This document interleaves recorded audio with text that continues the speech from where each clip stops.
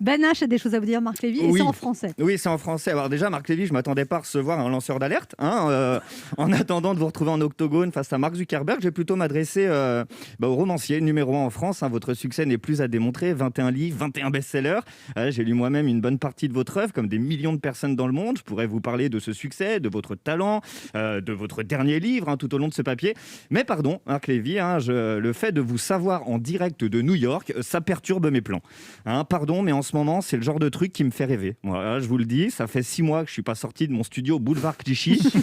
Vous seriez en Tchétchénie, je serais jaloux, pareil. Je deviens tellement fou ici que même pour rêver de New York, je me signe une attestation. C'est chaud. Oui, vous me faites rêver, Marc Lévy. En ce moment, quand vous sortez de chez vous, vous voyez ces grandes tours. Moi, quand je sors de chez moi, j'ai à peine le droit de faire un tour. Mais qu'à cela ne tienne, je me laisse pas abattre. Quitte à rêver, autant le faire franchement. Alors si vous êtes à New York ce matin, moi, le temps de cette chronique, je serai en duplex d'une plage de Mykonos. Voilà. Oui, Mykonos.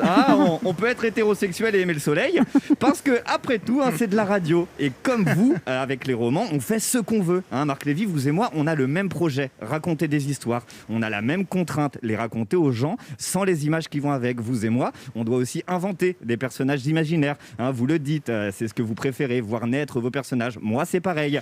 Voilà, monsieur Ben H, votre pina colada, ça fera 9 € et je n'accepte que le liquide, mon chéri. Par exemple, ça, Marc Lévy, c'était Lorenzo. C'est un personnage de barman entreprenant qui travaille comme saisonnier à Mykonos, qui met des colvets très profonds, qui adore sa mère, et bien qu'il s'oppose à la cigarette dans l'établissement, il n'est pas contre la pipe. Oh. Je l'ai inventé pour cette chronique, pour vous, mais à l'instar d'un roman, je pourrais tout aussi bien inventer des personnages encore plus dingues, de la fiction pure et dure, à la frontière du crédible. Bonjour, c'est Jean Castex. Ouais, non, là, ça va peut-être un peu trop loin. Il faut conserver l'adhésion de l'auditeur, comme Marc Lévy conserve celle de son lecteur, roman après roman, depuis 20 ans. Oui, nous ne sommes pas bien différents, Marc Lévy. Bien sûr, certains vont me répondre qu'on ne peut pas comparer un livre et une chronique. On ne peut pas non plus comparer nos succès. C'est pas la même taille, c'est pas le même travail.